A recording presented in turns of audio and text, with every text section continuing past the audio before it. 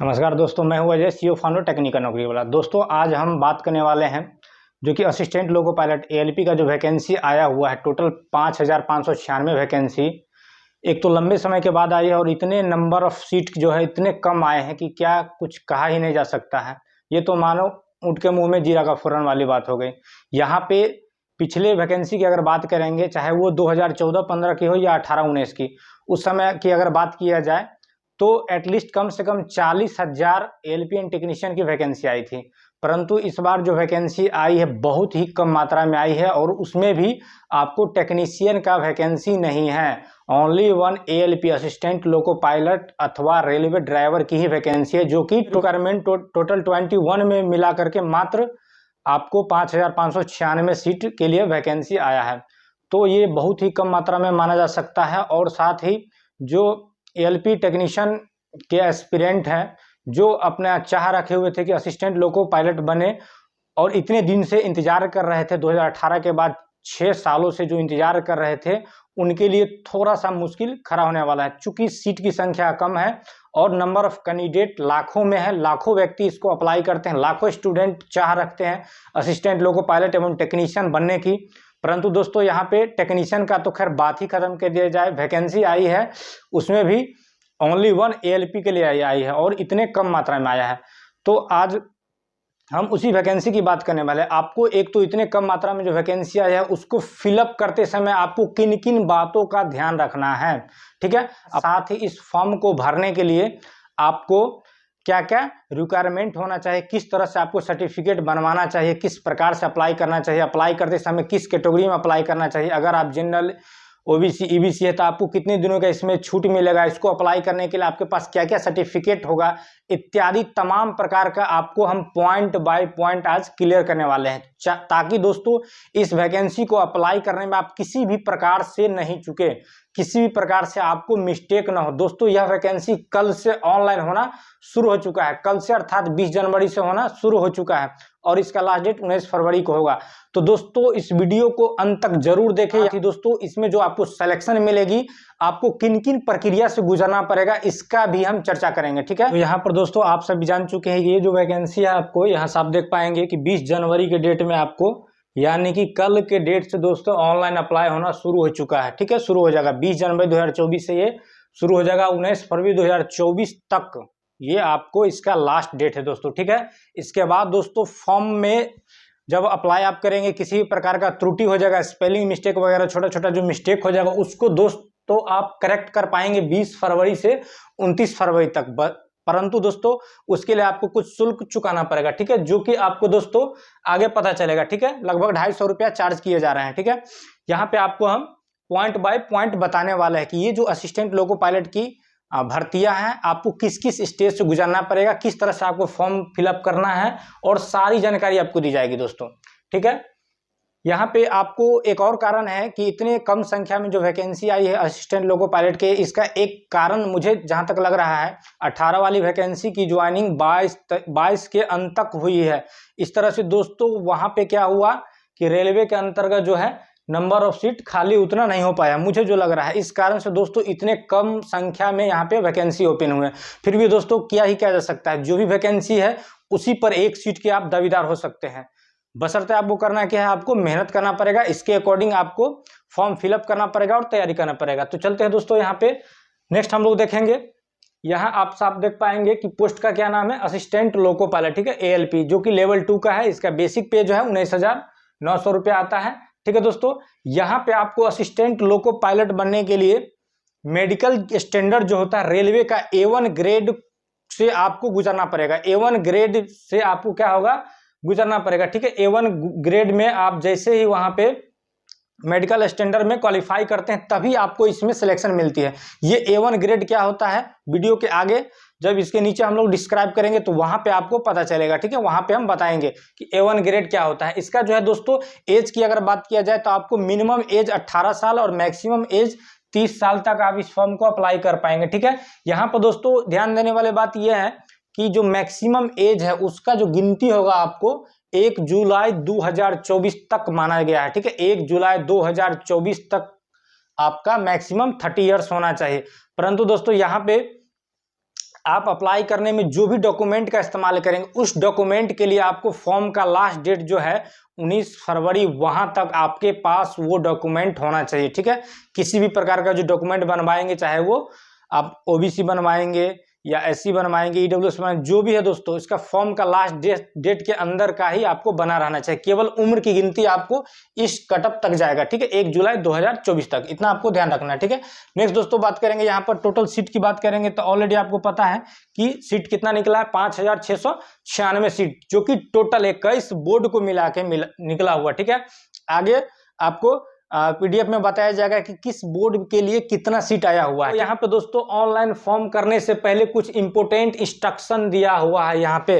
ठीक है, इस इंपोर्टेंट इंस्ट्रक्शन को ही हम डिस्क्राइब करेंगे, आपको बताएंगे कि फॉर्म भरने से पहले आपको कुछ इंपोर्टेंट जो इंस्ट्रक्शन दिया हुआ है किन किन बातों का ध्यान रखना है। आप केयरफुली इस बात को समझेंगे, प्रत्येक पॉइंट को आपको हम बताएंगे। ठीक है, पॉइंट बाय पॉइंट यहाँ पे डिस्क्राइब करने वाले हैं। आपको यहाँ पे बताया जा रहा है कि प्लीज,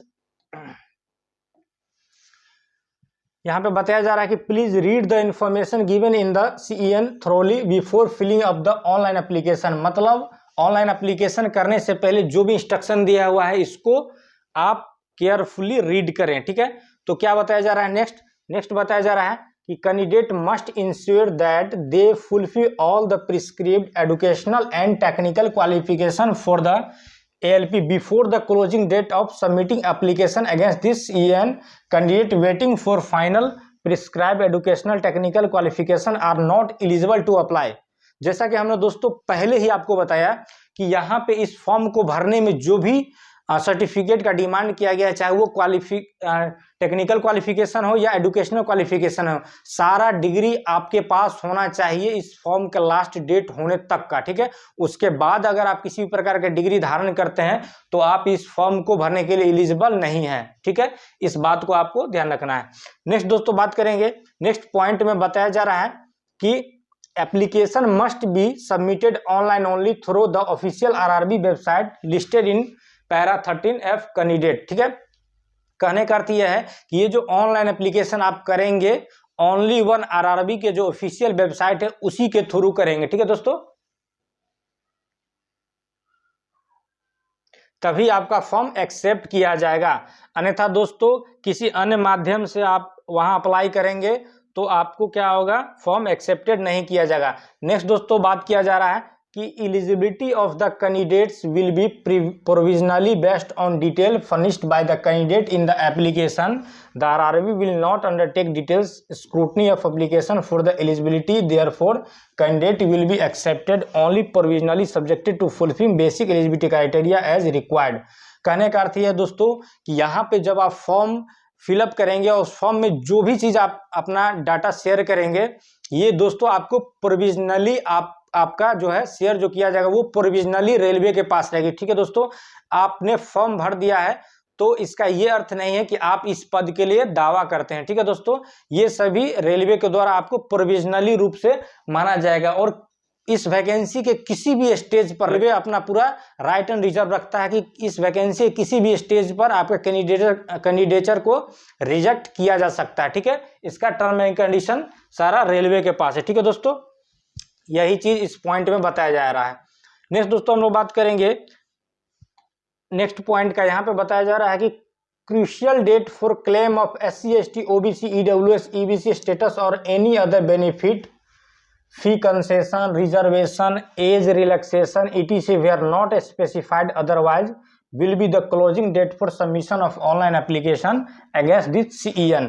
वही बात बताया जा रहा है दोस्तों कि आप किसी भी प्रकार का इस रेलवे के वैकेंसी में आरक्षण का दावा करते हैं, चाहे वो आपकी उम्र सीमा की छूट हो, चाहे वो आपके आने जाने की जो यात्रा की छूट दिया था उसका हो, या फिर सीट का जो रिजर्वेशन की बात हो। ठीक है दोस्तों, ये सारी जो छूट के लिए आपको क्या करना पड़ेगा, इस फॉर्म का जो लास्ट डेट है उस लास्ट डेट से पहले उसके संदर्भ में आपको सर्टिफिकेट बनवाना पड़ेगा, उस डेट से पहले का होना चाहिए। ठीक है दोस्तों, यहाँ पे अगर मान लो आप OBC से आते हो, ठीक है, तो यहाँ पे फॉर्म के लास्ट में OBC का फॉर्मेट दिया हुआ है। ठीक है, EWS का फॉर्मेट दिया हुआ है। अगर आपको यात्रा में छूट चाहिए, अर्थात पैसा जो नहीं लगता है, SC ST कैटेगरी को आने जाने के लिए स्लीपर क्लास का रिजर्वेशन दिया जाता है, उस प्रकार का लाभ लेना चाहते हैं तो भी दोस्तों यहाँ पे फॉर्म आपको नीचे संलग्न है उसको आपको बनवाना पड़ेगा उस डेट में, ठीक है। उसके जो भी ऑथोरिटी ऑफिसर हैं उनके द्वारा आपको बनवाना पड़ेगा लास्ट डेट से पहले, ठीक है।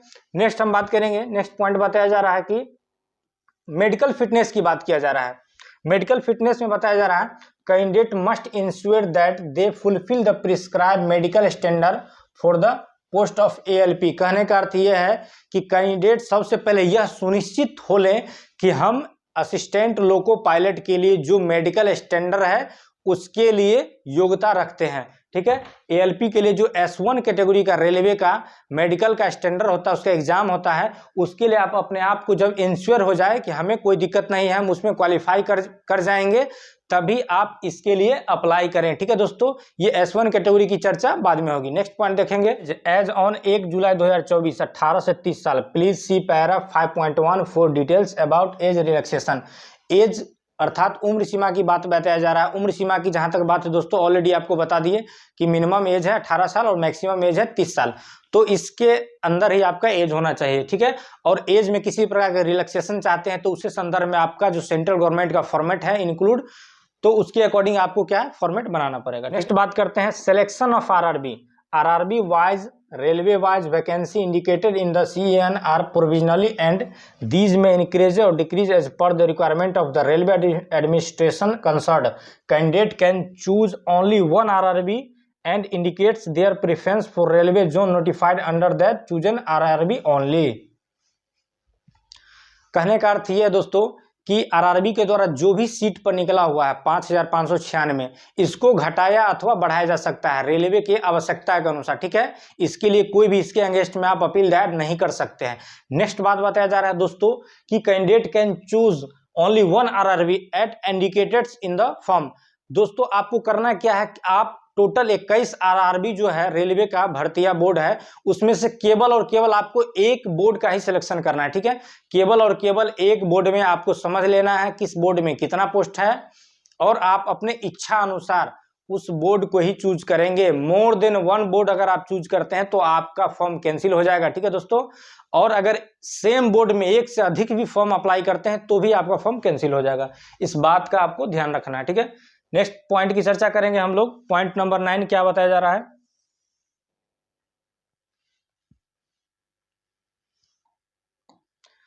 नेक्स्ट बताया जा रहा है कि candidate must have their own active mobile number and valid personal email ID for communication during the entire duration of requirement as well communication with them will only by through SMS and email. कह रहा है दोस्तों ये कि आपके पास valid mobile number और email ID होना चाहिए, जहां पर आपको इस भर्ती प्रक्रिया के दौरान जब भी कम्युनिकेशन करने की आवश्यकता पड़ेगी तो एकमात्र आपका जो है मोबाइल पर SMS जाएगा और ईमेल जाएगा, ठीक है दोस्तों। तो आप जो भी ईमेल और मोबाइल नंबर इस्तेमाल करेंगे वो बिल्कुल एक्टिव होना चाहिए आपको, ठीक है। नेक्स्ट बताया जा रहा है, ये बहुत ही VVI है दोस्तों, यहाँ पे बहुत ही इंपॉर्टेंट पॉइंट बताया जा रहा है जिसको आपको ध्यान रखना है। क्या बताया जा रहा है, यहाँ पे बताया जा रहा है कि ड्यूरिंग द ऑनलाइन एप्लीकेशन, मतलब जब आप ऑनलाइन अप्लाई करेंगे, candidates will be asked to create an account. आपसे क्या होगा, एक अकाउंट क्रिएट करने के लिए बोला जाएगा, ठीक है दोस्तों। Candidates are advised to fill in the details required for account creation with utmost care as correction of any kind will not be permitted once the account is created, ठीक है। कहने का अर्थ यह है कि बताया जा रहा है कि जब आपसे अकाउंट क्रिएट करने के लिए बोला जाएगा दोस्तों, तो आपको अकाउंट क्रिएट करते समय बिल्कुल ही केयरफुली करना है, ध्यान देना है, किसी भी प्रकार के मिस्टेक का कोई गुंजाइश नहीं होना चाहिए। क्योंकि दोस्तों अगर आपने एक बार अकाउंट क्रिएट कर लिया है तो उसमें सुधार का कोई ऑप्शन नहीं है, ठीक है। अकाउंट में किसी भी प्रकार का एरर आने पर उसमें दोबारा आपको सुधार करने का किसी भी प्रकार का इसमें व्यवस्था नहीं है। इसलिए जब भी आप अकाउंट क्रिएट करने का अर्थ है रजिस्ट्रेशन, ठीक है। किसी भी फॉर्म को 2 स्टेज में फिलअप किया जाता है, पहला में रजिस्ट्रेशन होता है और सेकेंड में लॉगिन करके बाकी फॉर्म का फिलअप करके आपको सबमिट किया जाता है। तो जब भी दोस्तों आप रजिस्ट्रेशन करेंगे तो आप ये बिल्कुल ध्यान देंगे किसी भी प्रकार का आपको रजिस्ट्रेशन में मिस्टेक नहीं होना चाहिए। अगर रजिस्ट्रेशन में मिस्टेक करते हैं तो फिर आपका सुधार होने का कोई चांस नहीं, क्योंकि दोस्तों रजिस्ट्रेशन में किसी भी प्रकार का सुधार का यहाँ ऑप्शन नहीं उपलब्ध है, ठीक है। जब आप फॉर्म फिलअप करेंगे उसमें अगर मिस्टेक होता है तो उसमें सुधार करने के लिए डेट दिया हुआ है, परंतु रजिस्ट्रेशन में कोई उपाय नहीं है, ठीक है। details filled in the create an account form including mobile number, email ID cannot be modified at any stage once the account is created. Next point वाली बात यह है कि अकाउंट को क्रिएट एक बार जब आप कर देंगे तो उसमें जो मोबाइल नंबर और ईमेल आईडी का इस्तेमाल आप कर लेंगे वो भर्ती प्रक्रिया के किसी भी स्टेज पर आप उस मोबाइल नंबर और ईमेल आईडी को चेंज नहीं कर सकते हैं, बदल नहीं सकते हैं। इसलिए दोस्तों आपको बिल्कुल केयरफुली ध्यान देना है, इस बात को ध्यान में रखना है, ठीक है। तो after the submission of online application completed in all respects if a candidate wishes to further modify changes or correct any details except detail filled in create an account form, ठीक है, including email ID and mobile number and chosen RRB, he may do so by paying a modification fee of 250 non-refundable for each occasion from 20 फरवरी 24 से 29 फरवरी 24। कहने का अर्थ यह है कि दोस्तों जब आप अकाउंट क्रिएट करेंगे तो उसमें तो किसी प्रकार का सुधार का कोई व्यवस्था नहीं है और न ही मोबाइल नंबर ईमेल आईडी में। इसके अलावा दोस्तों अगर आपसे फॉर्म भरने के दौरान किसी प्रकार का मिस्टेक होता है तो उसको आप 20 फरवरी से 29 फरवरी तक सुधार कर सकते हैं, जिसके लिए आपको दोस्तों 250 रुपये पे करने होंगे, ठीक है। 250 रुपये पे करके आप उसको सुधार कर पाएंगे। तो दोस्तों मिस्टेक ही क्यों करें कि हमें सुधार करने की आवश्यकता पड़े, तो आपको केयरफुली इस फॉर्म को भरना है, ठीक है। नेक्स्ट पॉइंट की चर्चा करेंगे। यहाँ पे एक और इंपॉर्टेंट पॉइंट था कि chosen RRB can not be change, ठीक है दोस्तों। रजिस्ट्रेशन के दौरान जिस आरआरबी का आप रेलवे रिक्वायरमेंट का सिलेक्शन करेंगे टोटल 21 में, उसको आप कभी भी नहीं बदल पाएंगे, इसीलिए सोच समझ के आरआरबी का सिलेक्शन आप करेंगे, ठीक है। नेक्स्ट पॉइंट की चर्चा करेंगे। After 29 February 2024 RRB shall not entertain any representation for modification of the information furnish in the application. कहने का अर्थ यह है कि 29 फरवरी के बाद दोस्तों आपके फॉर्म में किसी भी प्रकार का मॉडिफिकेशन का कोई गुंजाइश नहीं रहेगा, रेलवे इसके लिए जिम्मेवार नहीं होंगे, ठीक है दोस्तों। नेक्स्ट पॉइंट की चर्चा हम लोग करेंगे और यहाँ से और इम्पोर्टेंट पॉइंट आ रहा है दोस्तों जिसको आपको समझना है, ठीक है। नेक्स्ट पॉइंट क्या बताया जा रहा है कि शॉर्ट लिस्टिंग ऑफ कैंडिडेट, मतलब आपका इस वैकेंसी के लिए शॉर्ट लिस्ट जो किया जाएगा किस प्रकार से होगा, ठीक है। शॉर्ट लिस्टिंग ऑफ कैंडिडेट यहाँ पे बताया जा रहा है कि short listing of candidate for the second stage CBT shell be done RRB wise at the rate of 15 times of the vacancy for that RRB may increase or decrease as per requirement of the railway administration. It will be based on their merit in CBT 1। कहने का अर्थ यह है दोस्तों कि जब आप form को apply करेंगे, ठीक है, तो CBT 1 का जो शॉर्ट लिस्टिंग किया जाएगा, यहाँ पे आपको इस फॉर्म में सिलेक्शन पाने के लिए 5 स्टेज से दोस्तों गुजरना पड़ेगा, ठीक है। सबसे पहला स्टेज है CBT 1 कंप्यूटर बेस्ड टेस्ट पहला, CBT 2, ठीक है। उसके बाद है दोस्तों CBAT computer based aptitude test, ठीक है, जिसको हम लोग साइको टेस्ट भी कहते हैं। उसके बाद दोस्तों है आपका डॉक्यूमेंट वेरिफिकेशन टेस्ट और उसके बाद है दोस्तों आपका मेडिकल टेस्ट। इस तरह से 5 स्टेज से आपको गुजरना पड़ेगा। तो दोस्तों यहाँ पे जो CBT 1 होगा आपको क्या होगा, 15 गुना रिजल्ट देगा, ठीक है। कंप्यूटर बेस्ड टेस्ट जो होंगे पहला, उसमें कैंडिडेट को जो शॉर्टलिस्ट किया जाएगा 15 गुने कैंडिडेट को CBT 2 में भेजा जाएगा, ठीक है। यही बात बताया जा रहा है कि CBT 2 के लिए 15 गुना कैंडिडेट को क्वालिफाई किया जाएगा, ठीक है। नेक्स्ट बताया जा रहा है कि marks will be normalise in all the stage of exam that involve multiple shift. The shortlisted candidate of CBT 2 shall be informed through official RRB website as well as via SMS and email of the registered mobile number and email ID to download their e-call letter for application in CBT। दोस्तों ये बताया जा रहा है कि CBT 1 में जो qualify करेंगे 15 गुना क्वालिफाई करेंगे, ठीक है। और ये इसके लिए जो आपको CBT 2 के लिए जो शॉर्टलिस्ट किया जाएगा ये RRB के ऑफिशियल वेबसाइट पर ही रिजल्ट प्रकाशित होगा। इसके अलावा आपको ईमेल आईडी और मोबाइल नंबर के माध्यम से सूचना दिया जाएगा, ठीक है दोस्तों।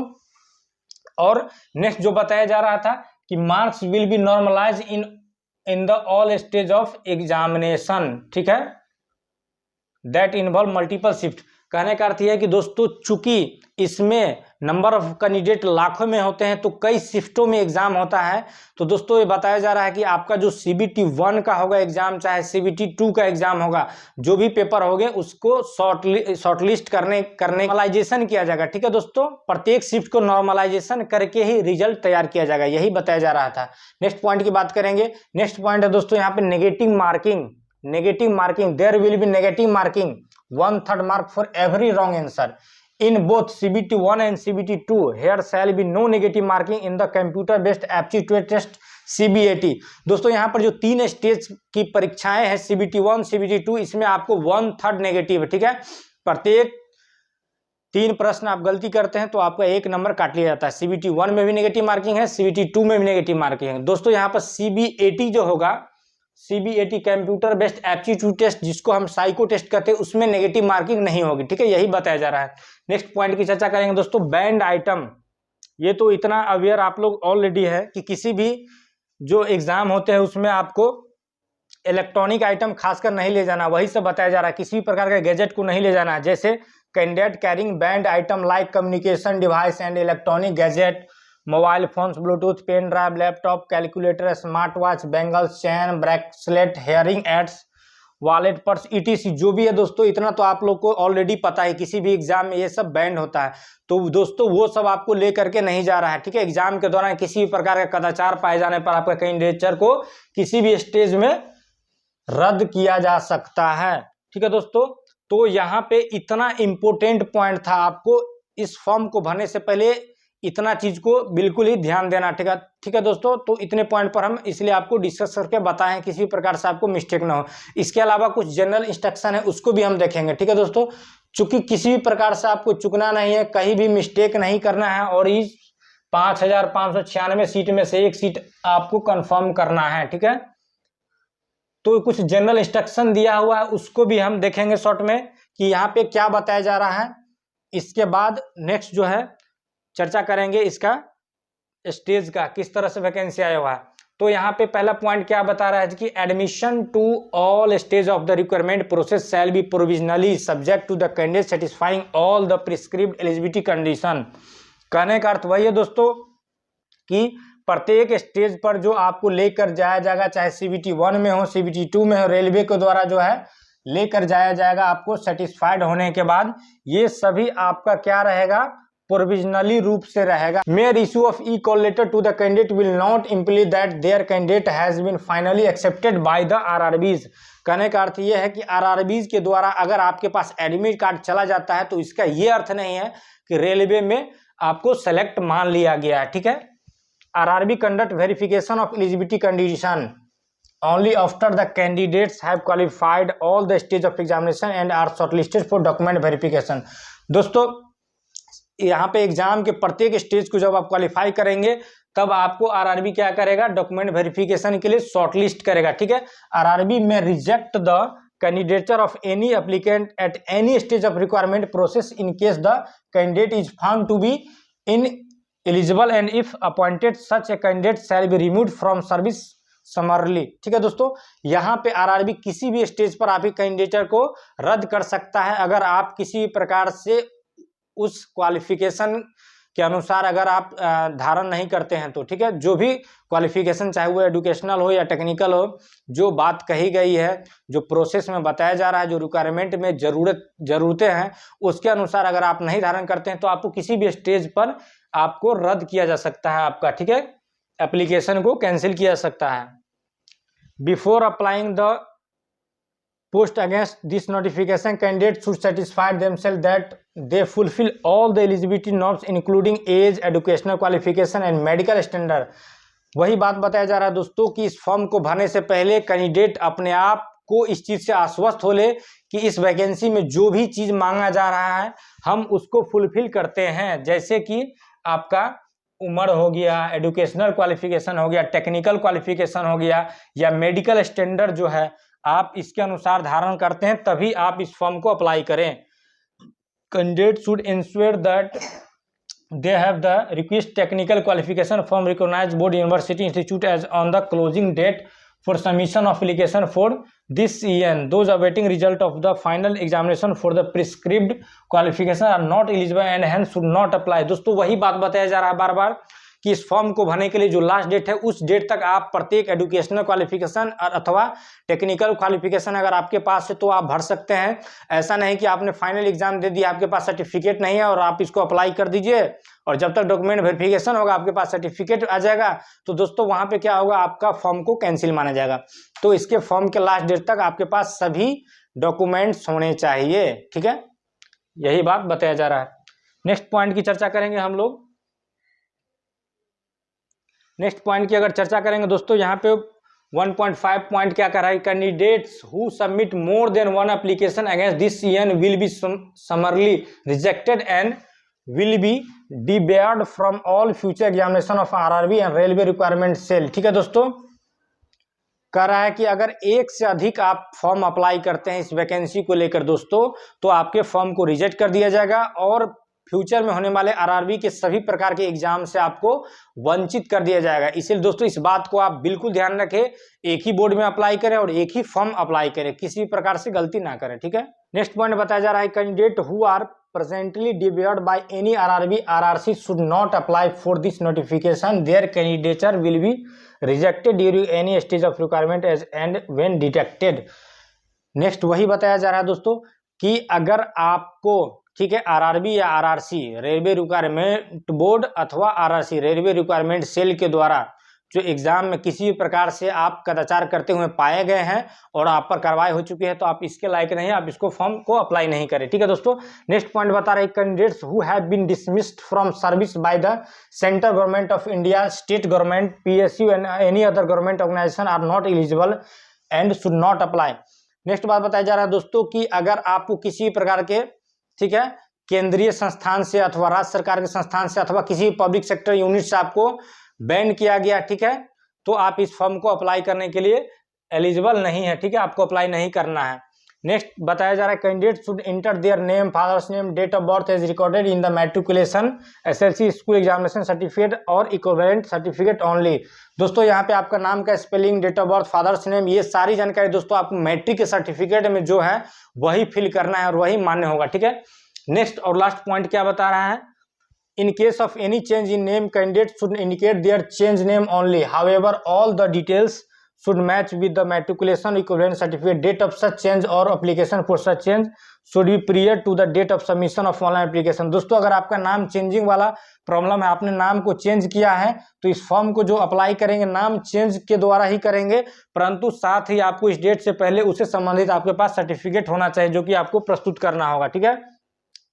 Gazetted notification or any other legal document as applicable for such case should be submitted at the time of document verification, ठीक है। इससे संबंधित जो नाम बदलने से संबंधित जो भी आपका गैजेटेड डॉक्यूमेंट होगा वो आपको एप्लीकेशन के लास्ट डेट से पहले का होना चाहिए आपको, और आपको डॉक्यूमेंट वेरिफिकेशन के समय वो सर्टिफिकेट मांगा जाएगा। तो इस तरह से दोस्तों कुछ इंस्ट्रक्शन थे जिसको आपको फॉर्म अप्लाई करने से पहले बिल्कुल ही ध्यान देना था, किसी प्रकार से मिस्टेक नहीं करना है। दोस्तों हम लोग मेडिकल स्टैंडर्ड की बात करने वाले हैं कि आपको इस असिस्टेंट लोको पायलट बनने के लिए जो मेडिकल स्टैंडर्ड S1 कैटेगरी में किन किन चीज़ों का जांच होता है और क्या क्या चीज़ आपके पास बिल्कुल ही सही होना चाहिए, ठीक है, उस चीज़ की हम चर्चा करेंगे। तो यहाँ पे अगर आप स्टैंडर्ड ऑफ मेडिकल फिटनेस की बात करेंगे तो यहाँ आप क्या लिखा हुआ देख सकते हैं कि candidates call for document verification will have to pass request medical fitness test conducted by the railway administration to ensure that they are physically fit to carry out the duty connected with the post, ठीक है दोस्तों। यहाँ पर railway के administrative के द्वारा खुद आपका क्या होगा, मेडिकल जांच किया जाएगा। विशेष रूप से आपका क्या होना चाहिए, विजुअल एक्यूटी जो है बिल्कुल सही होना चाहिए, यानी कि आपका जो विजुअल है, विजन है वो बिल्कुल ही फिट होना चाहिए, आपका आंख बिल्कुल सही होना चाहिए, ठीक है दोस्तों। वही बताया जा रहा है कि visual acuity standard is an important medical fitness for railway service. Railway में सर्विस करने के लिए आपका जो विजुअल बिल्कुल ही सही होना चाहिए, आपका आंख का कंडीशन जो है बिल्कुल सही होना चाहिए। इसलिए इस वैकेंसी के लिए आपको आंख का विशेष प्रकार से जांच किया जाता है। किन किन चीजों का जांच किया जाता है, the medical requirement for the post of assistant loco pilot of this EN are outlined below. नीचे दिया हुआ है, क्या क्या दिया हुआ भैया, इसको देख लेना है। यहाँ पे देखिए, मेडिकल स्टैंडर्ड SA1 यहाँ पे आपका जो है असिस्टेंट लोको पायलट बनने के लिए जनरल फिटनेस क्या होना चाहिए, physically fit in all respect, physically आपको देखने में एकदम फिट होना चाहिए। इसके अलावा विजन स्टैंडर्ड, ठीक है दोस्तों, असिस्टेंट लोको पायलट बनने के लिए आपका जो विजन स्टैंडर्ड बिल्कुल सही होना चाहिए, आपके आंख में किसी प्रकार का प्रॉब्लम नहीं होना चाहिए। तो आंख में किन किन चीज़ों का ध्यान रखना है, आपका डिस्टेंस विजन चेक होता है, आपका आंख 6/6 है या नहीं, without glass with fogging test, ठीक है, मस्ट नॉट एक्सेप्टेड +2D, किसी प्रकार का आप कांच लगाते हैं तो उसको एक्सेप्ट नहीं किया जाएगा, विदाउट ग्लास आपका आंख 6/6 होना चाहिए। नेक्स्ट जो चेक है दोस्तों, near vision SN 0.6 without glass होना चाहिए। नियर विजन आपका जो है निकट दृष्टि चेक किया जाता है, ठीक है दोस्तों। नेक्स्ट जो तीसरा है, must pass test for colour vision, आपके आंख का कलर विजन चेक होता है। कलर विजन कहने का अर्थ यह है कि जिनको कलर विजन का प्रॉब्लम होता है उनको कलर में डिफरेंस समझ में आता है, रेड वाला दिखेगा कोई और, ग्रीन वाला कलर दिखेगा कोई और, इस तरह से जो मिक्स जब किया जाता है तो कलर में डिफरेंस उनको पता नहीं चलता है। तो आपको आंख का टेस्ट जरूर करवा लेना है, आपका कलर विजन तो नहीं है, 6/6 आपका आंख है कि नहीं है, ये सब में आप अगर फिट है तभी ही आप इस फॉर्म को अप्लाई कर सकते हैं। अगर आप किसी प्रकार से चश्मा को धारण करते हैं तो इस फॉर्म को नहीं अप्लाई करना है। बाइनोक्यूलर विजन, ठीक है, field of vision, night vision, mesopic vision, मतलब देखने में किसी भी प्रकार से आपको प्रॉब्लम नहीं होना चाहिए, ठीक है दोस्तों, आपका आंख बिल्कुल ही फिट होना चाहिए। इसके अलावा दोस्तों, इसके अलावा बताया जा रहा है कि above medical standard are indicated and not exhaust any apply to candidate in general, for this candidate are advise to read chapter 5 of Indian railway medical manual volume 1 can be access at www.indianrailways. दोस्तों यहाँ पे एक website दिया हुआ है Indian railway का, ठीक है, इस इंडियन रेलवे के वेबसाइट पर जाकर के आप रेलवे के चैप्टर 5 जो है मेडिकल स्टैंडर्ड के चैप्टर 5 को देख सकते हैं कि उसमें क्या क्या चीज होना चाहिए असिस्टेंट लोको पायलट बनने के लिए, ठीक है, और उसके अनुसार से आपको जो है फिट रहना होगा, तभी आप इसमें एलिजिबल है। नेक्स्ट दोस्तों एक पॉइंट बताया जा रहा है, candidate who have undergone LASIK surgery और any other surgical process are not eligible for the post of ALP, candidate have to submit declaration in document verification. कहने का अर्थ यह है दोस्तों कि अगर आपने कभी लेजिक सर्जरी कराई है, मतलब आंख का किसी भी प्रकार से आपका ऑपरेशन हुआ है, ठीक है, किसी भी तरह का आंख का अगर आपका ऑपरेशन हुआ है तो आप इस फॉर्म को अप्लाई नहीं कर सकते हैं, ठीक है। जब डॉक्यूमेंट वेरिफिकेशन टेस्ट होगा आपको, उस समय आपको एक फॉर्म आपको भरवाया जाएगा कि हमने किसी भी प्रकार का आंख का ऑपरेशन या किसी भी प्रकार से इलाज नहीं करवाया। कहने का अर्थ साफ है दोस्तों कि असिस्टेंट लोको पायलट बनने के लिए आपका आंख का कंडीशन बिल्कुल सही होना चाहिए। दोस्तों हम लोग बात करेंगे इस फॉर्म को भरने के लिए आपके पास कौन कौन से डॉक्यूमेंट होना चाहिए और क्या क्या चीज आपके होना चाहिए। तो सबसे पहला बताया जा रहा है कि नेशनली सिटीजनशिप होना चाहिए, मतलब आप इंडिया के निवासी हैं, ये तो होना ही चाहिए। इसके अलावा माइग्रेटेड जो होते हैं Pakistan, Burma, Sri Lanka, eastern Africa वगैरह जो भी है, कुछ कैंडिडेट जो कि बिफोर 1962 करके दिया हुआ है, उससे पहले से अगर इंडिया में रहते हैं तो वो भी अप्लाई कर सकते हैं, उनका तो खैर अलग सिस्टम है, ठीक है। तो मिला जुला के यही समझा जाए कि आप इंडिया के निवासी हैं, ठीक है दोस्तों, भारत का नागरिकता धारण करते हैं। नेक्स्ट बताया जा रहा है आपके एज लिमिट, जो कि ऑलरेडी बता चुके हैं, 1 जुलाई 2024 तक आपका उम्र 18 से 30 साल होना चाहिए। और दोस्तों भारत सरकार के नॉर्म्स के अनुसार इसमें आपको उम्र सीमा में छूट भी मिलती है, एज रिलैक्सेशन दिया जाता है, ठीक है दोस्तों, भारत सरकार के नियमानुसार। तो दोस्तों यहाँ पे एज का रिलैक्सेशन की अगर बात करेंगे किन कैटेगरी को कितना दिया जाता है, तो यहाँ आप देख सकते हैं कि SC ST के लिए, ठीक है, SC ST कैंडिडेट के लिए 5 साल मैक्सिमम एज में छूट आपको मिलेगा, बशर्ते आपको सर्टिफिकेट प्रस्तुत करना पड़ेगा, ठीक है। सेंट्रल गवर्नमेंट का दोस्तों इस PDF में नीचे फॉर्म दिया हुआ है, उस फॉर्म में जो फॉर्मेट दिया हुआ है उस फॉर्मेट में आपको सर्टिफिकेट बनवाना पड़ेगा, ठीक है, तभी आपको ये जो भी छूट है वो मिलेगा। इस तरह से सर्टिफिकेट आपको बनवाना पड़ेगा। अगर दोस्तों आप नॉन क्रीमी लेयर OBC से आते हैं तो मैक्सिमम 3 साल तक आप छूट प्राप्त कर सकते हैं। इसी तरह से दोस्तों एक्स सर्विसमैन कैंडिडेट जो है उन लोग के लिए भी अलग अलग है। एक्स सर्विसमैन अगर जनरल EWS में है तो उनको 3 साल मिलेगा, ठीक है। Ex serviceman OBC non creamy layer है तो 6 साल, एक्स सर्विसमैन SC ST है तो उनको 8 साल तक छूट मिलेगा, बशर्ते उनके लिए सभी के लिए सर्टिफिकेट है बनवाना पड़ेगा। इसके अलावा दोस्तों अगर आप रेलवे के कर्मचारी है, ठीक है, चाहे वो ग्रुप डी हो, ग्रुप सी हो इत्यादि, 3 साल से अधिक से काम कर रहे हैं रेलवे में, तो दोस्तों अगर आप जनरल ईडब्ल्यूएस है तो 40 साल मैक्सिमम एज तक आप अप्लाई कर सकते हैं। ओबीसी नॉन क्रिमिनल में आते हैं तो 43 ईयर्स ऑफ एज तक अप्लाई कर सकते हैं। अगर दोस्तों SC ST से हैं तो आपका उम्र 45 साल तक के लिए आप अप्लाई कर सकते हैं। इस तरह से दोस्तों बहुत सारा अलग अलग प्रकार के छूट है। फिर अगर फीमेल की बात करेंगे, जो फीमेल विडो है, ठीक है, या डाइवोर्स है, जुडिशियली सेपरेटेड है, जो हस्बैंड से अलग रहते हैं कानूनन रूप से, अगर वो जनरल और ईडब्ल्यूएस है तो वो भी अप्लाई कर सकते हैं मैक्सिमम 35 साल तक, ठीक है। ओबीसी है नॉन क्रिमिनल तो 38 साल तक, SC ST है तो 40 साल तक। इसी तरह से दोस्तों फिर अगर कोर्स कंप्लीटेड एक्ट अप्रेंटिस, जिन्होंने अप्रेंटिस और ITI किया है, ठीक है ना, रेलवे के अप्रेंटिस एक्ट के तहत, ठीक है दोस्तों, जिन्होंने रेलवे के माध्यम से अप्रेंटिस किया है, ठीक है, कोर्स किया है, उनके लिए विशेष छूट दिया गया है, ठीक है। अगर वो जनरल ईडब्ल्यूएस है तो 35 साल तक एज तक वो भर सकते हैं। ओबीसी नॉन क्रिमिनल है तो 38 साल की उम्र तक भर सकते हैं। SC ST है तो 40 साल के उम्र तक भर सकते हैं। इस तरह से दोस्तों अलग अलग फॉर्मेट में आपका छूट और उम्र सीमा दिया हुआ है, ठीक है। नेक्स्ट दोस्तों अगर उम्र सीमा की अपर लिमिट और लोअर लिमिट की बात करेंगे तो जैसा कि हमने बताया सभी कैटेगरी के लिए आपका 18 से 30 साल है, मिनिमम 18 साल मैक्सिमम 30 साल, ठीक है। Upper limit of date of birth general EWS के लिए आपका 2/7/2094 से पहले का जन्म तिथि नहीं होना चाहिए, ठीक है। ओबीसी 2 जुलाई 1991 से अगर पहले आप जन्म लिए हैं तो आप नहीं भर पाएंगे। SC ST 2 जुलाई 1989 से पहले अगर आप जन्म लिए हैं तो आप इस फॉर्म को नहीं भर पाएंगे। लोअर लिमिट ऑल कैंडिडेट के लिए 1 जुलाई 2006 तक, ठीक है, 1 जुलाई 2006 के बाद अगर आपने जन्म लिया है तो आप इस फॉर्म को अप्लाई नहीं कर पाएंगे। इस तरह से एज का लिमिटेशन है, ठीक है। नेक्स्ट हम बात करेंगे दोस्तों एसेंशियल क्वालिफिकेशन की, और यह वेरी वेरी इंपॉर्टेंट बात करेंगे। यहाँ पे आपके पास क्या क्या क्वालिफिकेशन होना चाहिए,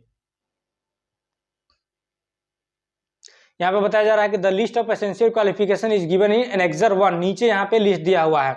लेकिन उससे पहले क्या बोल रहा है, बताया जा रहा है कि candidate must have already have the prescribed educational technical qualification from a recognised institute university as on the date 19 February 2024, मतलब फॉर्म के लास्ट डेट होने से पहले सभी सर्टिफिकेट आपके पास होना चाहिए, तभी आपको अप्लाई करना है, ठीक है। अगर आप वेटिंग में है तो इसको अप्लाई नहीं करेंगे, ठीक है दोस्तों। यहाँ पे हम आपको बताएंगे फिर नीचे में कौन कौन से डिग्री मांग रहा है। इससे पहले दोस्तों अगर फी की बात करेंगे तो जैसा कि 2018 में वैकेंसी आया था उस समय भी दोस्तों फॉर्म भरने के लिए 500 रुपया लगे थे, लेकिन जिन्होंने भी CBT 1 एग्जाम में अपीयर हुआ है उनका 400 रुपया रिफंड कर दिया जाता है। नियम सेम बनाया गया दोस्तों, ठीक है। आपको टोटल कितना रुपया अप्लाई करते समय पेड करना है, 500 रुपया पेड करना है, ठीक है, चाहे वो किसी भी प्रकार के आप कैंडिडेट है, ठीक है, आपको 500 रुपया अप्लाई करते समय पेड करना है। केवल SC ST और एक्स सर्विसमैन जो है उनको 250 रुपया पेड करना है, ठीक है। SC ST और एक्स सर्विसमैन और फीमेल और ट्रांसजेंडर, ठीक है, और जो माइनॉरिटी क्लास में EWS है उनको 250 रुपया पेड करना है, बाकी को 500 रुपया पेड करना है। दोस्तों जैसे ही आप CBT 1 एग्जाम में अपीयर होते हैं तो 500 में से 400 रुपया आपका रिफंड कर दिया जाएगा, और इस कैटेगरी में जिनको 250 रुपया लगेगा उनको टोटल पैसा रिफंड कर दिया जाएगा। इस तरह का दोस्तों हम लोग बात करने वाले इसका रिक्वायरमेंट प्रोसेस क्या होगा, अर्थात इस फॉर्म में आपको किस प्रकार से सिलेक्शन मिलेगा। तो ऑलरेडी हमने बताया कि इसमें दोस्तों आपको 5 स्टेज से गुजरना है, ठीक है। पहला स्टेज क्या है, first stage CBT 1, second stage CBT 2 और computer based aptitude test CBAT document verification, उसके बाद दोस्तों मेडिकल एग्जामिनेशन लास्ट है, ठीक है दोस्तों। इस तरह से आपको 5 स्टेज से गुजरना पड़ेगा इस वैकेंसी में सिलेक्शन पाने के लिए, जो कि ऑलरेडी पहले से होता आ रहा है। तो दोस्तों हम बात करेंगे कि CBT 1 एग्जाम का सिलेबस क्या होने वाला है, CBT 2 एग्जाम का सिलेबस क्या होने वाला है, इसके बाद आपको CBAT में किस प्रकार से क्वालिफाई करना है, ठीक है, कितना मार्क्स लाना होगा, इन बातों को आज हम फिर इसको देखते हैं। नेक्स्ट स्टेज में हम लोग उसकी चर्चा करते हैं दोस्तों। तो यहाँ पे बताया जा रहा है कि information on examination schedule and venue will be given in due course through official RRB website, SMS and email. दोस्तों किसी भी प्रकार की एग्जामिनेशन की जानकारी आपको SMS और ईमेल के द्वारा ही दी जाएगी, ठीक है। तो नेक्स्ट हम बात करते हैं दोस्तों कि CBT 1 में जो प्रश्न आएंगे उसका किस प्रकार से रहेगा, सिलेबस क्या रहेगा। ठीक है, तो आप यहाँ देख सकते हैं कि आपको फर्स्ट स्टेज जो CBT 1 होगा जिसमें 15 गुना रिजल्ट दिया जाएगा, सीट का 15 गुना रिजल्ट दिया जाएगा। उसमें क्या होगा, CBT 1 will only be as a screening exam for shortlisting eligible candidate for CBT 2 test based on their normalisation mark and merit. दोस्तों कहने का अर्थ यह है कि CBT 1 केवल जो है आपको स्क्रीनिंग किया जा रहा है। ठीक है, विद्यार्थी को छांटने के लिए आपको स्क्रीनिंग किया जाएगा। ठीक है, नॉर्मलाइजेशन करके जो मार्क्स आएंगे उसके आधार पर 15 गुना रिजल्ट देगा। CBT 2 के लिए आपको यहां से क्वालिफाई किया जाएगा। ठीक है, the mark of CBT 1 shall not be counted while preparing the final panel. Final जो मेरिट बनेगा उसमें CBT 1 का कोई रोल नहीं रहेगा। ठीक है दोस्तों, CBT 1 एग्जाम का कोई रोल नहीं रहेगा फाइनल मेरिट लिस्ट बनने में। CBT 1 एग्जाम केवल आपको भीड़ को कम करने के लिए होगा। ठीक है, जिसमें 15 गुना रिजल्ट दिया जाएगा। नेक्स्ट दोस्तों बताया जा रहा है कि candidates belonging to OBC SC ST who are shortlisted for CBT 2 by availing relaxation standard of age shall continue to be treated as candidate of their respective reserve communities only for all subsequent stage of this requirement process। कहने का अर्थ है दोस्तों कि यहाँ पे CBT 1 में जो होगा चाहे वो OBC, ठीक है दोस्तों, जो कैंडिडेट OBC SC ST है उनको रिजर्वेशन के अकॉर्डिंग CBT 2 के लिए आपको शॉर्टलिस्ट कर दिया जाएगा। ठीक है, जो भी रिजर्वेशन का नियम है उसको फॉलो करते हुए आपको सेकेंड CBT 2 के लिए क्वालिफाई कर दिया जाएगा। तो इस तरह से दोस्तों आपका जो CBT 1 में जो पैटर्न होगा एग्जाम का वो किस तरह से रहेंगे उसकी अगर बात करेंगे तो आपको टोटल समय कितना मिलेगा। CBT 1 में 60 मिनट रहेगा। ठीक है, जिसमें नंबर ऑफ क्वेश्चन 75 क्वेश्चन आपको करना है। ठीक है, 75 क्वेश्चन के लिए 60 मिनट का समय रहेगा। ठीक है, जिसमें 1/3 नेगेटिव है, 1/3 नेगेटिव मार्किंग रहेगा। ठीक है दोस्तों, normalisation of mark will be done for CBT is held in multiple shift. और मार्क को क्या किया जाएगा, नॉर्मलाइजेशन किया जाएगा। ठीक है, नॉर्मलाइजेशन किया जाएगा। टोटल 75 क्वेश्चन आपको 60 मिनट में करना है। शिफ्ट के अनुसार नॉर्मलाइजेशन होगा, 1/3 आपका नेगेटिव रहेगा। ठीक है दोस्तों, लेकिन यहाँ पर इसके अलावा क्वालिफाई करने के लिए परसेंटेज जो दिया हुआ है आपको मिनिमम क्वालिफाइंग मार्क्स भी लाना होगा। जनरल EWS को कम से कम 40% CBT 1 में लाना है क्वालिफाई करने के लिए। OBC नॉन क्रिमिनल 30%, SC को 30%, ST को 25%। दोस्तों आपको CBT 1 को क्वालिफाई करने के लिए कम से कम इतना परसेंट नंबर लाना ही पड़ेगा, तभी आप CBT 2 में जा पाएंगे। The standard of question of CBT 1 will generally be conformally with the educational standard and or minimum technical qualification prescribed for the post. Question will be of objective type with multiple choice answer and are likely to cover topics pertaining to the following syllabus। दोस्तों यहाँ पे नीचे syllabus दिया हुआ उसके according ही आपको CBT 1 का exam में प्रश्न रहेंगे। ठीक है, तो आप यहाँ देख सकते हैं कि मैथमेटिक्स से प्रश्न रहेंगे, फिर मैथमेटिक्स के अंदर कौन कौन से चैप्टर से रहेंगे वो भी डिटेल दिया हुआ है। आप इस PDF को डिटेल पढ़ेंगे तो पता चलेगा। मेंटल एबिलिटी मतलब रीजनिंग से कौन कौन से टॉपिक से आएगा, उसके बाद मैथ हो गया, रीजनिंग हो गया, फिर जनरल साइंस से प्रश्न रहेंगे, फिर जनरल अवेयरनेस से प्रश्न रहेंगे। ठीक है दोस्तों, उसके बाद आपको 15 गुना रिजल्ट दे करके CBT 2 में भेजा जाएगा। ठीक है दोस्तों, तो नेक्स्ट हम लोग फिर CBT 2 की बात करेंगे। यहाँ पे जो CBT 1 में केवल आपको दोस्तों क्वालिफाई कर जाना है। ठीक है, जो मेरिट बनेगा उसमें CBT 1 का कोई रोल नहीं रहेगा। फिर नेक्स्ट दोस्तों हम लोग बात करेंगे CBT 2 का। जैसे आप CBT 2 में क्रॉस कर जाते हैं, CBT 2 में चले जाते हैं, तो वहां पे दोस्तों आपका 2 पेपर होगा, पेपर A एवं पेपर B, मतलब पार्ट 1 और पार्ट B।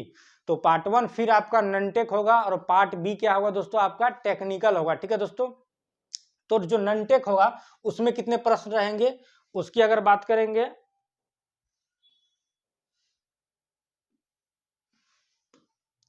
तो आप देख सकते हैं कि आपका जो पार्ट 1 रहेगा, ठीक है, टोटल 100 प्रश्न रहेगा और 90 मिनट समय रहेगा। और पार्ट B जो कि टेक्निकल होगा 75 प्रश्न रहेगा, 60 मिनट रहेगा। मतलब दोस्तों CBT 2 में जो पेपर होने वाले हैं इसमें पार्ट A एवं पार्ट B रहेंगे। ठीक है, पार्ट A में 90 प्रश्न रहेंगे जिसके लिए पार्ट A में 100 प्रश्न रहेंगे जिसके लिए आपको 90 मिनट दिया जाएगा, और पार्ट B में जो कि टेक्निकल होगा 75% रहेंगे, जिसमें आपको 60 मिनट का समय दिया जाएगा। यहाँ पर दोस्तों पार्ट बी में केवल आपको क्वालिफाई करना है। पार्ट बी अर्थात जो आपका ब्रांच पेपर होगा टेक्निकल, उसमें केवल आपको क्वालिफाई कर जाना है, ठीक है। इसको क्वालिफाई करने का जो मिनिमम क्वालिफिकेशन दिया हुआ है उतना मार्क्स आपको बता देंगे कितना क्वालिफाइंग मार्क्स होना चाहिए। उसके अकॉर्डिंग आप जैसे ही क्वालिफाई कर जाते हैं तो दोस्तों आपका जो मेरिट बनेगा पार्ट ए में, यानी कि टोटल 100 प्रश्न जो रहेंगे उसमें आप कितना स्कोर करते हैं उसके आधार पर ही मिलेगा मेरिट बनेगा, ठीक है दोस्तों। तो आपको मैक्सिमम फोकस उसी पे करना है और टेक्निकल पे करना है, ठीक है। रहा है कि short listing of candidate for CBT 2 shall be done RRB wise and community wise as per their normalising mark and merit in CBT 1। CBT 1 से आपको CBT 2 में भेज दिया जाएगा। Total number of candidate to be shortlisted for CBT 2 shall be limited to 15 times at the number of vacancy notified against each RRB। Already बता दिए आपको कि 15 गुना रिजल्ट CBT 2 में चला जाएगा, 15 गुना बच्चा।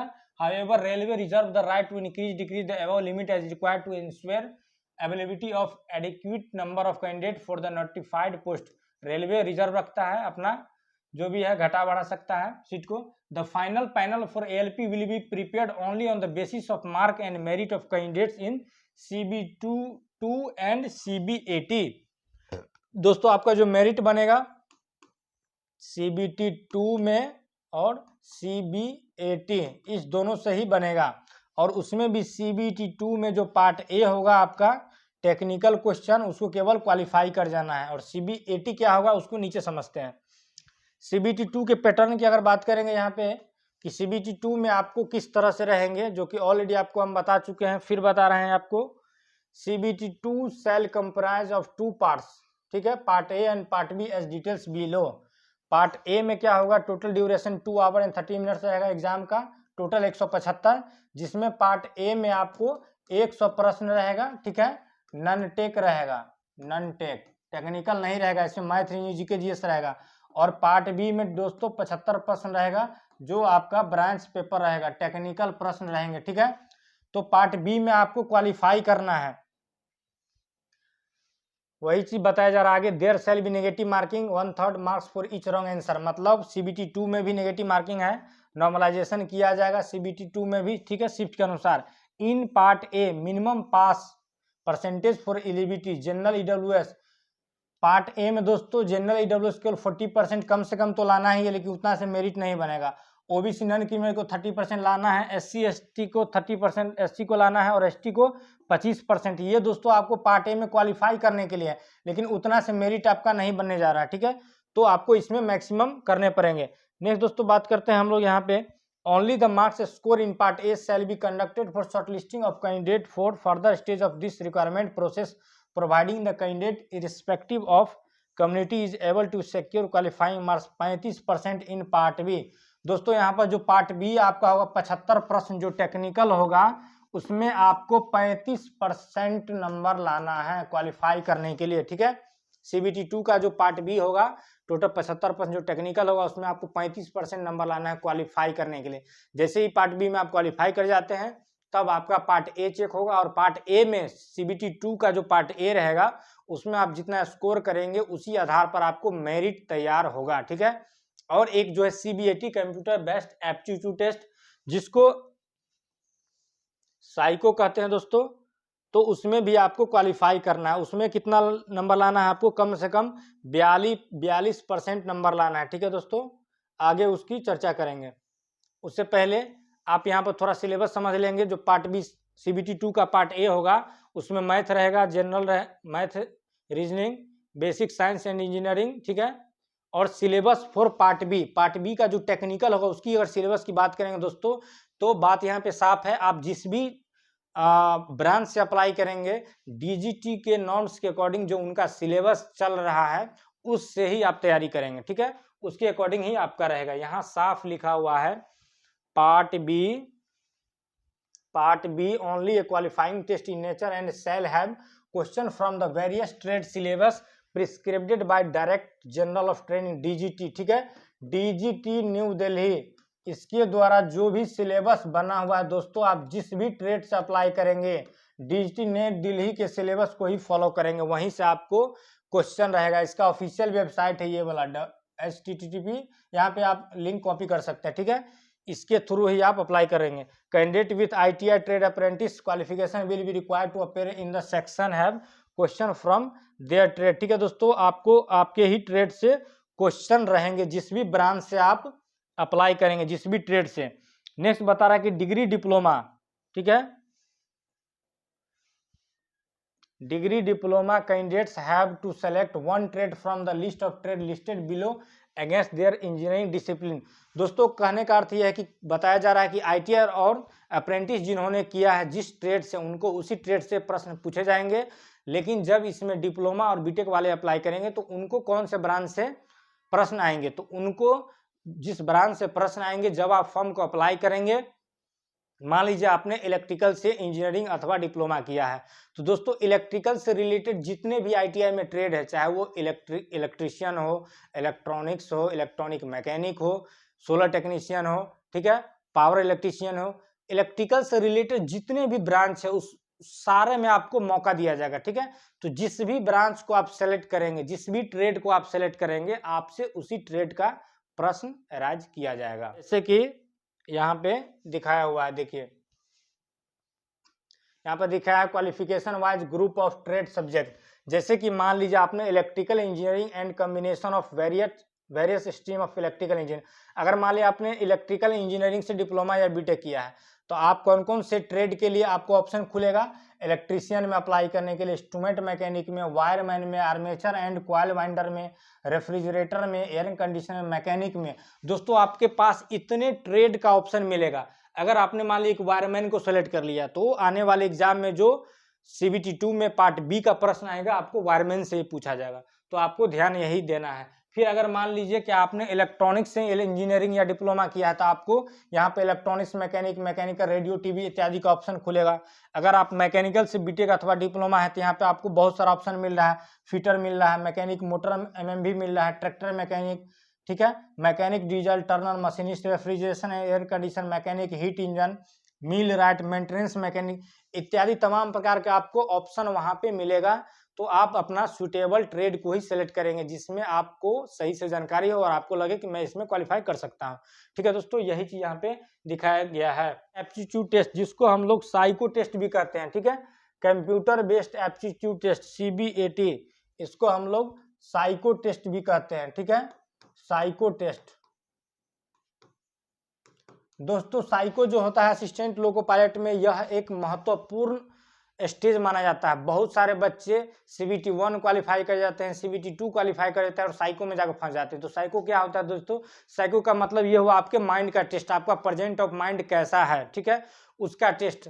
दोस्तों यहाँ पे आपको 8 से 10 सेट में आपको प्रश्न अराइज किया जाता है। कुछ ऐसा वहाँ पे प्रश्न का सेट होता है जो आपको दिखा दिया जाता है, ठीक है, कुछ समय के लिए, और जस्ट उसके 1-2 मिनट बाद आपसे प्रश्न पूछा जाता है। तो उसमें आपको किस प्रकार से नंबर लाना है उसकी अगर बात करेंगे दोस्तों, तो यहाँ पे बताया जा रहा है,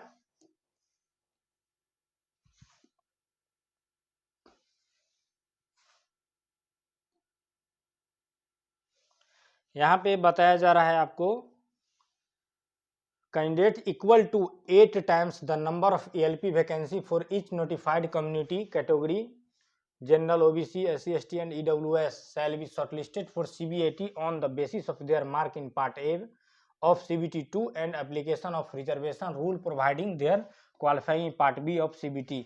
दोस्तों यहाँ पे बताया जा रहा है कि CBAT में जिस तरह से CBT 1 में 15 गुना रिजल्ट दिया था, तो CBT 2 में वहां पे क्या करेगा, आपको मात्र 8 गुना रिजल्ट देगा, ठीक है। 8 गुना कैंडिडेट को कहाँ भेजा जाएगा, साइको टेस्ट के लिए, CBAT के लिए, ठीक है, 8 गुना रिजल्ट को भेजा जाएगा रिजर्वेशन पॉलिसी को फॉलो करते हुए। तो फिर आपको CBAT में क्या करना है, क्वालिफाई करना है। किस तरह से, CBAT में भी क्या होगा, आपको 8 कैंडिडेट में से एक कैंडिडेट को ही सिलेक्शन मिलेगा, तो वहां भी आपको तैयार रहना पड़ेगा। कह रहा है कि such shortlist candidate should proceed their vision certificate in the prescribe format. आपको दोस्तों CBAT में जाने से पहले विजन सर्टिफिकेट बनवा के आपको एनेक्सर यहाँ पर 6 PDF दिया हुआ है, ठीक है, बनवा के वहां जमा करना पड़ेगा। During the CBAT failing which they will not be permitted to appear. CBAT मतलब साइको टेस्ट होने से पहले आपका जो है विजन सर्टिफिकेट बनवा के, मतलब वहाँ का सर्टिफिकेट बना के वहाँ प्रस्तुत करना होगा, तभी आप उस एग्जाम में दोस्तों अपीयर हो पाएंगे। ठीक है, नेक्स्ट बताया जा रहा है कि it's mandatory to clear each test battery section of CBT separately to qualify. कह रहा है दोस्तों कि साइको टेस्ट में क्वालिफाई करने के लिए आपको यह मैंडेटरी है कि प्रत्येक टेस्ट में आप क्वालिफाई करें। ठीक है, क्लियर इच टेस्ट बैटरी या इच टेस्ट सेक्शन। ठीक है, जितने भी प्रकार का आपको मतलब टेस्ट लिया जाएगा, 5 तरह का, 7 या 8 तरह का, तो प्रत्येक टेस्ट में आपको क्वालिफाई करना है। कम से कम कितना नंबर लाना है? To qualify. The CBAT shall be only in English and Hindi and there shall be no negative mark. इसमें किसी प्रकार का नेगेटिव मार्किंग नहीं रहेगा। ठीक है, और ये हिंदी एवं इंग्लिश में रहेगा। For information on CBAT candidate are advise to check the following website link of RDSO। ठीक है दोस्तों, यहाँ पे एक वेबसाइट दिया हुआ है, यहाँ से आप साइको टेस्ट के बारे में विशेष जानकारी प्राप्त कर सकते हैं कि साइको टेस्ट में किस प्रकार से प्रश्न अराइज किए जाते हैं और किस तरह से पूछे जाते हैं।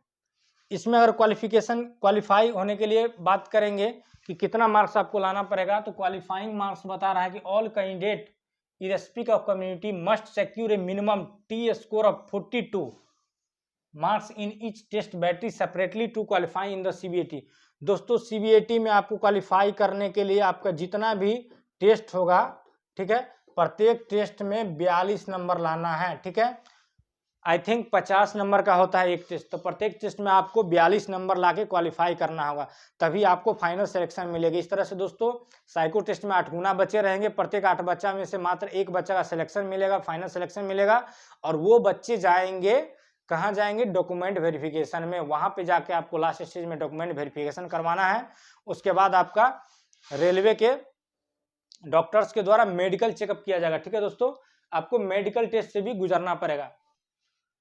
आई होप दोस्तों इस वैकेंसी के सारा प्रोसेस की जानकारी आपको मिल गई होगी।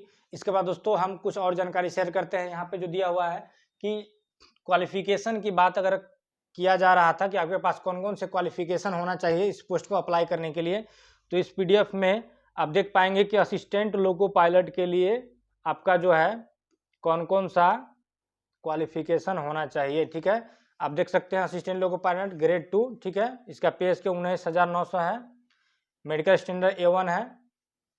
इसकी क्वालिफिकेशन की बात करेंगे दोस्तों अगर, तो यहाँ आप देख सकते हैं कि आपके पास क्या होना चाहिए? मैट्रिकुलेशन। ठीक है, यानी कि मैट्रिक होना चाहिए plus ITI from recognised institute of NCVT SCVT।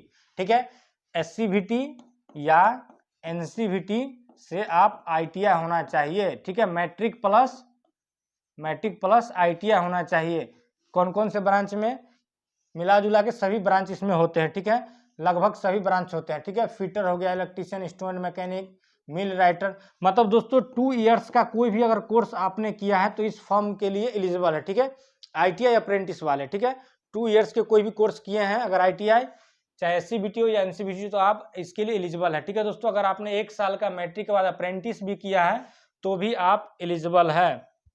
यहाँ देख सकते हैं आप matriculation SSC plus course completed act apprentice in the trade mention above. ठीक है, जो भी ट्रेड था उसमें अगर आपने अप्रेंटिस किया है तो भी आप इसके लिए एलिजिबल है। इसके अलावा दोस्तों क्वालिफिकेशन का सेकंड बात कर रहा है कि मैट्रिक के पास आपके पास 3 इयर्स का डिप्लोमा होना चाहिए। ठीक है, matriculation SSC plus 3 year diploma in mechanical या इलेक्ट्रिकल या इलेक्ट्रॉनिक्स या ऑटोमोबाइल इंजीनियरिंग।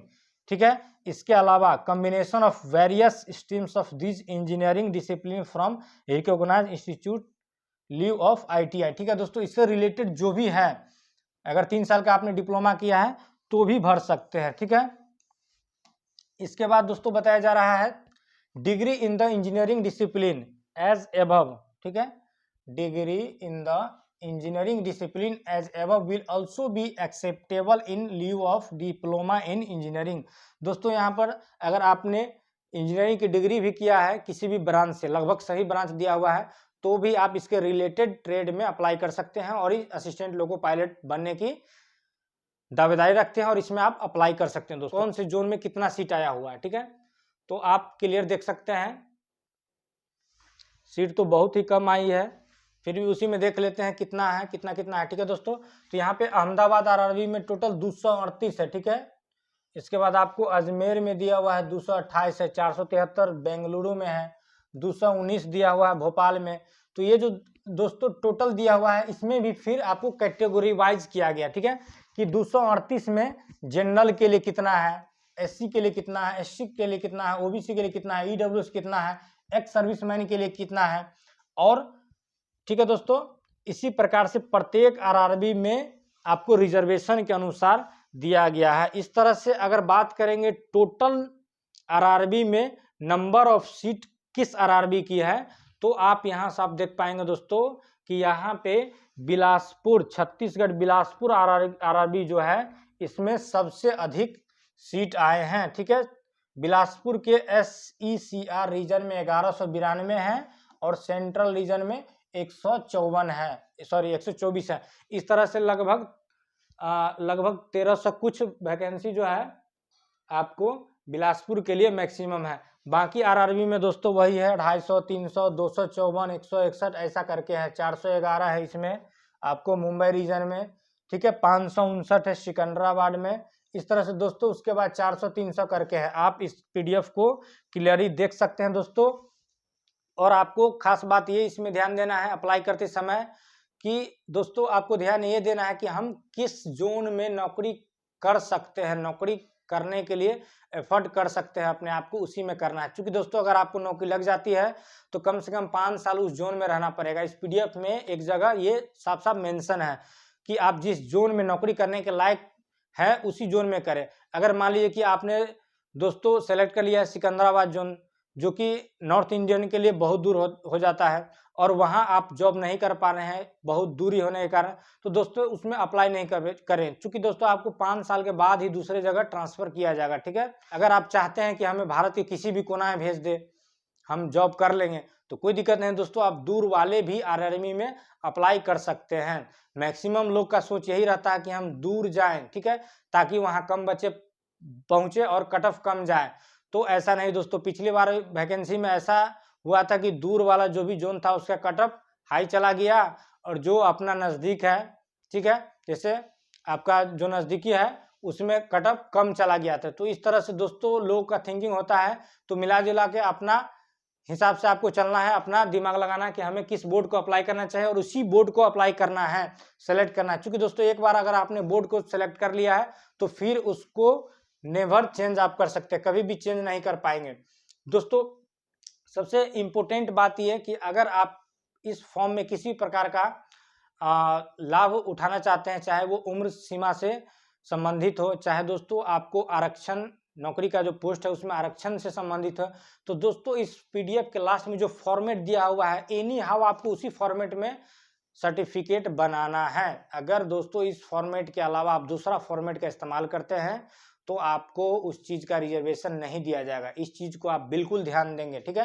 तो आप यहाँ पे देख सकते हैं कि format of caste certificate for SC/ST candidate, जो SC/ST कैंडिडेट है उनको जाति सर्टिफिकेट इसी फॉर्मेट में बनाना है। इसके बाद OBC नॉन क्रीमी लेयर जो है सर्टिफिकेट, उनको इसी फॉर्मेट में बनाना है। इसके बाद self declaration bye OBC non creamy layer candidate, ये OBC के नॉन क्रीमी लेयर कैंडिडेट है जो भी रेलवे में फिर अप्लाई करेंगे तो इसके प्रिंट आउट करके इसको भर के वहां अपलोड करना है, सेल्फ डिक्लेरेशन है, ठीक है दोस्तों। इसके बाद है income assistant certificate to be produce by economically weaker section, EWS वाले को इसी फॉर्मेट में सर्टिफिकेट बना के प्रस्तुत करना है, ठीक है दोस्तों। Income certificate for economically backward class, EBC जो है उनको इसी फॉर्मेट में बनवाना है। सेल्फ डिक्लेरेशन दिया हुआ है फिर आपको माइनॉरिटी कम्युनिटी के लिए, ठीक है, जो माइनॉरिटी के अंतर्गत आते हैं, अल्पसंख्यक में सिख, ईसाई, मुस्लिम भाई लोग, उनको इसी फॉर्मेट में बनाना है। परफॉर्मा फॉर मेडिकल सर्टिफिकेट, ये जो सर्टिफिकेट है दोस्तों जो कि हमने बताया था आपको, ठीक है, साइको से पहले जो लेके जाना है इस फॉर्मेट में ही बनवाना है। चाहे आप किसी भी कैटेगरी से आपको इस फॉर्मेट में इस सर्टिफिकेट को बनाना है, ठीक है, तभी आप इसमें जा पाएंगे। आई थिंक अप्लाई करने से पहले भी ये फॉर्मेट मांगता है, ठीक है दोस्तों। तो अप्लाई करने से पहले आपको ये सारे चीज चेक करवाना होगा किसी ऑथोराइज जो गेस्टेड डॉक्टर होता है उनके पास जाना पड़ेगा, और ये सारा चीज़ जो दिया हुआ डिटेल आपको चेक कराएंगे। डॉक्टर यहाँ पे लिखेंगे कि आप फिट है, तभी आप इस फॉर्म को अप्लाई कर पाएंगे। आई थिंक इस फॉर्म को अपलोड करने के लिए मांगा जाएगा। फिर इसी प्रकार से दोस्तों परफॉर्मा दिया हुआ है, ठीक है, जिन्होंने, फिर इसी प्रकार से दोस्तों आपको लेसिक ऑपरेशन का दिया हुआ है। इस फॉर्म को भी सभी लोग को अप्लाई करना है कि हमने अपने आँख में किसी प्रकार का ऑपरेशन नहीं करवाया है। इस फॉर्मेट को भी आपको अप्लाई करना पड़ेगा, ठीक है, भरना पड़ेगा। फिर दोस्तों यहाँ पे एक्स सर्विसमैन वाले के लिए फॉर्मेट दिया हुआ है। इस तरह से दोस्तों आपको बिल्कुल ध्यान रखना है कि इसी फॉर्मेट में आपको बनवाना है, किसी प्रकार से मिस्टेक नहीं करना है। ऐसा नहीं कि आप ओबीसी बनाने चले जाओ, और ओबीसी दो तरह का होता है, सेंट्रल होता है केंद्र सरकार का और आपका स्टेट गवर्नमेंट का। तो ऐसा नहीं कि ओबीसी बनाने गए और अपने स्टेट गवर्नमेंट का बना लिए और इसमें अपलोड कर दिए, तो दोस्तों वहां पर क्या होगा, आपको ओबीसी का लाभ नहीं मिलेगा। इसीलिए इस चीज को बिल्कुल आप ध्यान देंगे, ठीक है। आई होप आप इस एएलपी टेक्नीशियन जो कि इतना कम मात्रा में सीट आया है, इसका सारा प्रोसेस आप समझ गए होंगे। अप्लाई करने से पहले समझ लेंगे, बिल्कुल किसी तरह का आप गलती नहीं करेंगे। फिर भी दोस्तों आपके मन में किसी प्रकार का कन्फ्यूजन है तो आप हमारे कमेंट बॉक्स में कमेंट कर सकते हैं। यहाँ पे आपको कमेंट बॉक्स में हमारा व्हाट्सअप लिंक दिया हुआ है, वहाँ जाके आप किसी प्रकार का आपको कन्फ्यूजन है तो डायरेक्ट आप हमसे सवाल अराज कर सकते हैं। हमारे व्हाट्सअप ग्रुप में जुड़ करके आप अपना कन्फ्यूजन को दूर कर सकते हैं। दोस्तों आई होप आप इस सारा प्रक्रिया को बिल्कुल समझ गए होंगे, किसी तरह का आपके मन में कन्फ्यूजन नहीं होगा। फिर भी दोस्तों आपको केयरफुली अप्लाई करना है, ठीक है। तो दोस्तों मिलते हैं फिर नए वीडियो में नई जानकारी के साथ। जब भी कोई नया अपडेट आता है आपके सामने फिर से उपस्थित होता हूँ। तब तक के लिए गुड बाय, जय हिंद, स्वस्थ रहें, मस्त रहें।